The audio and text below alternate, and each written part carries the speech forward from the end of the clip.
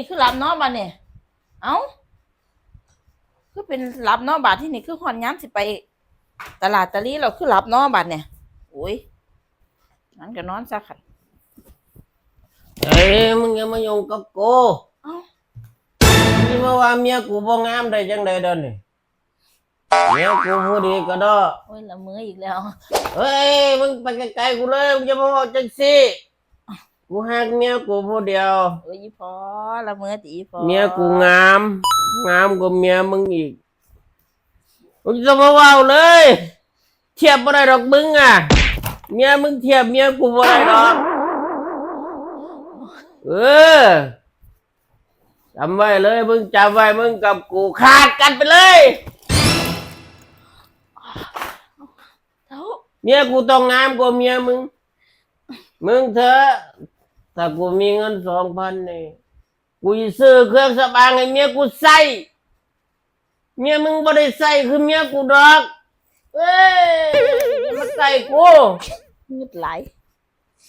อันกูมีเงิน2,000นี่กูซื้อเครื่องสำอางให้เมียกูแน่นอนซื้อน้ำหอมให้แล้วกูก็สิดมหอมชื่นใจไปไกลตีนกูเลยมึงอ่ะไปเลยมึงจะมาว่าอยู่นี่เท้าโอ้ยพอไปเลยว้าแล้วเมื่อเป็นเรียงเป็นเล่าค่ะเขียววะอันกูมีเงิน2,000เนี่ยกูจะซื้อน้ำหอมให้เมียกูใส่7 8 9กูสิซื้อครีมให้เมียกูทาเมียกูสิได้งามกว่าเมียมึง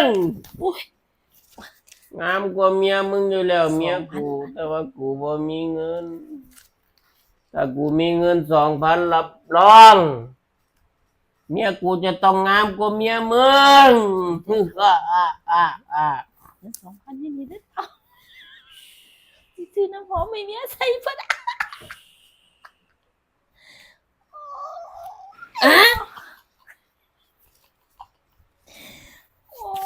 จังไรเมียกูก็งามกว่าเมียมึงนานโอ้ยเท่าข่อยเสียแล้วล่ะว่าเจ้าฮักข่อยน่ะเจ้าจะละเมอฮักละเมอเนี่ยไรเท่าเอ้ยลูกจมเฮ็ดหยังอยู่นี่เท่าโอ้ข่อยสิแจ้งโตไปตลาดแล้วโอ้ข่อยฝันแหมจี้เท่าข่อยฝันว่ามีคนว่าเจ้าผู้ให้หมู่ข่อยอ่ะจี้เท่าป๊าดผู้ใดสร้างกล้าว่าข่อยผู้ให้แท้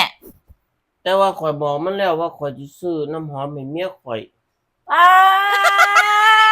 ดจังซี่แหละไปล้างหน้าก่อนเด้อเท่าไปล้างหน้าจังครับก่อนโอ้ยอยู่นี่เดี๋ยวคนเอาผ้ามาเช็ดหน้าให้นี่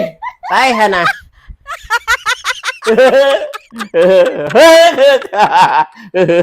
เอาเพื่อน